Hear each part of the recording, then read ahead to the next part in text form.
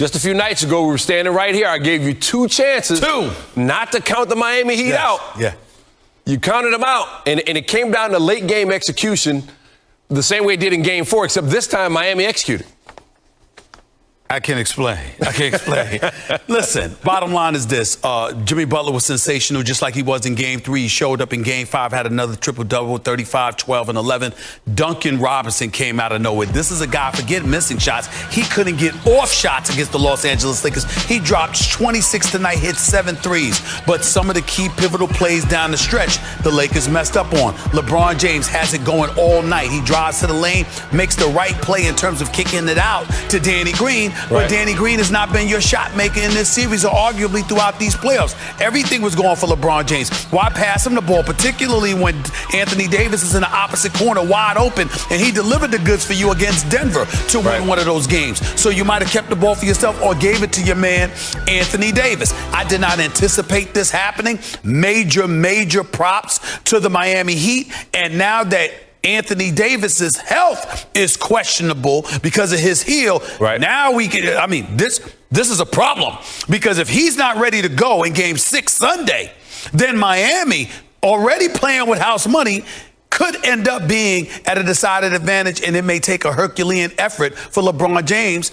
to avoid Game 7. So do you come down now that the pressure is on the Lakers squarely in Game 6? Well, I think so because of the health of Anthony Davis. Because Anthony Davis's health appears to be questionable, you need to get this series over in a Game 6 because clearly you can't rely on him being healthy. You can rely on LeBron James being healthy. You can rely on LeBron James doing what he does, but the Miami Heat are saying it's not going to be enough. You better get some help in order to beat you. And if you're the Los Angeles Lakers, this is a tough night. LeBron scores 40, Anthony Davis scores 28, and you still lose. Right. That is a problem for the Los Angeles Lakers. Suddenly a Game 6 becomes incredibly pivotal. Look out. So if you're Frank Vogel, who are you looking at saying, I need you to help these other 2 guys? Well, first of all, we're not in this situation again. Well, first of all, I didn't call the cops yet, but there should be an APB out for Kyle Kuzma. You gonna do something? You shot like 3 of 10 from the field. You've done virtually nothing. Had about 7 points. Danny Green, you're a spot-up shooter. When LeBron James kicks it out to you,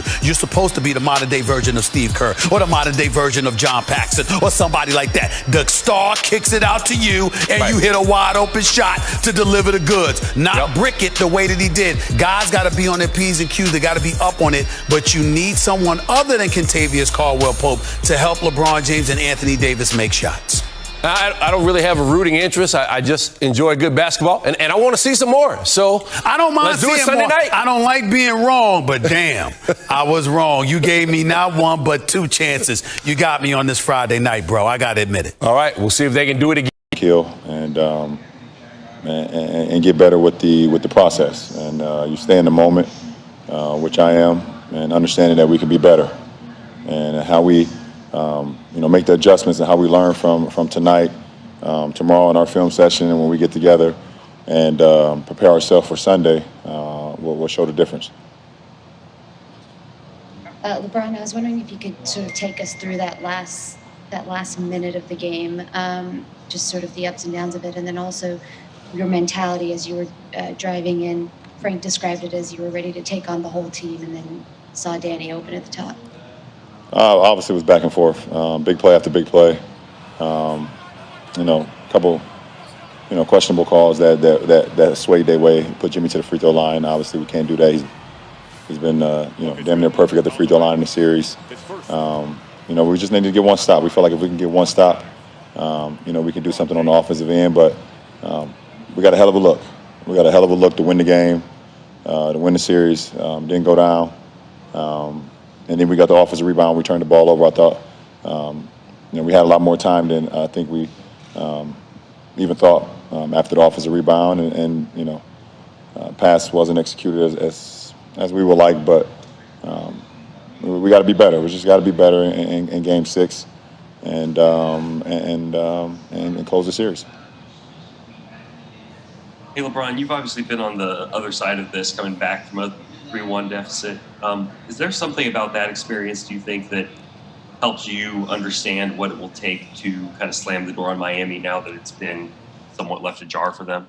Well, listen, at the end of the day, you just you don't predetermine anything, and you take the game as it's going, and then you play each quarter, you play each possession, and you live with the results. And, you don't think about what could happen at the end of the game and things of that nature. You don't get caught up in the aftermath. You have to live in the moment and prepare yourself each and every possession. Because if you start to wander and your mind starts to go, you make a mistake. And one thing about this team that we're playing, they make you pay for every mistake. And it's the same as when I was playing against Golden State all those years. You make a mistake, they make you pay. So we have to understand that. Allison?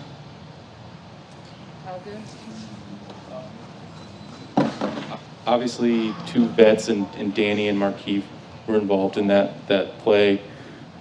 Is that a situation where you talk to them after a game like this, or do you feel like they have experience, they kind of know what it is, and they'll come ready for Game 6? I mean, they're vets. They're vets. I don't think too much need to be said to them, and I believe they'll be much better. And not saying that they even played bad tonight. I thought everyone that was in the lineup tonight and got minutes gave the effort. We just had some mental breakdowns at times, and they make you pay for it, like I said. So we got to look at the film tomorrow and see how we can be better. LeBron, from I think 2:52 remaining to 46 seconds remaining, you and Jimmy went back and forth. I think it was 6 straight possessions where one of you scored for your team. And even with the questionable calls, you talked about Jimmy and his competitive nature, and it's something that you relish. Can you take us inside what it's like being in that battle with the game on the line? Well, I mean, that's the beauty of the game, being able to compete at the highest level. And you take those opportunities, and you live in the moment. You're trying to make plays for your team to be successful on both ends, and we were both just trying to do that and try to will our team to a victory. And he was able to make one more play than I was able to make tonight, and come away with the victory. Right, talking about calls, I ain't trying to get you in trouble, but just from your vantage point on the last foul that got Jimmy to the line, AD kind of like he went straight up. What did you see from your vantage point? I know you guys didn't have a challenge, but what did it look like from your view? I mean, I thought AD made a heck of a play at the rim. I felt he was chest to chest with Jimmy, making him change the trajectory of his shot, and the call didn't go our way. I feel like at that point in time, I think it was a tough call, but they made the call. We still had an opportunity to to win, but we feel like with AD and with him at the rim and him contesting things like that, we feel like we could it could have swayed our way, but it didn't. All right, last two. Sam Amick. Ron, you talk about focus being so crucial down the stretch. AD seemed to hurt that left foot a little bit. For you, is it tough in that moment when you're trying to figure out, what can I do with him? What can't I do with him as he's trying to fight through that? Well, if he's on the floor, I know he's a warrior, man. And, just him being out there, hobbled, just brings a lot of more confidence to myself and our team. We know the nicks and bumps and bruises he's played throughout the whole season, and we got to pick it up for him and pick it up for any one of our brothers if they're, lobbying or they're not at their full strength, and that's just the makeup of a brotherhood. Okay, last question. LeBron went off again. 71% of his field goal attempts in Game 5 he made, the second best field goal percentage in a 40-point game in NBA Finals history. Only Wilt Chamberlain was better back in Game 6 of the 1970 Finals. Both Wilt and Kyrie Irving won their games. LeBron, the one to lose here. Yeah, I mean, at the end of the day, I like those decisions. I mean, we had everybody in the paint. LeBron just had a bunch of those possessions in the fourth quarter where he was just getting to the basket, offensive rebounding, everything, at the rim, to the free throw line. So we needed to bring not only a second defender there, a third defender. Then they cut, and of course, Danny Green is there. but there was, a karma to it. I thought our just competitive spirit throughout the course of the game, was great. And sometimes it's make or miss, and sometimes you need to be a little bit fortunate. We were, but we also made a lot of plays, particularly on the other end. Jimmy, again, his will to win is remarkable. And to do that in 47 plus minutes and take the challenge on the other end. This is every young player coming into this league should study footage on Jimmy Butler.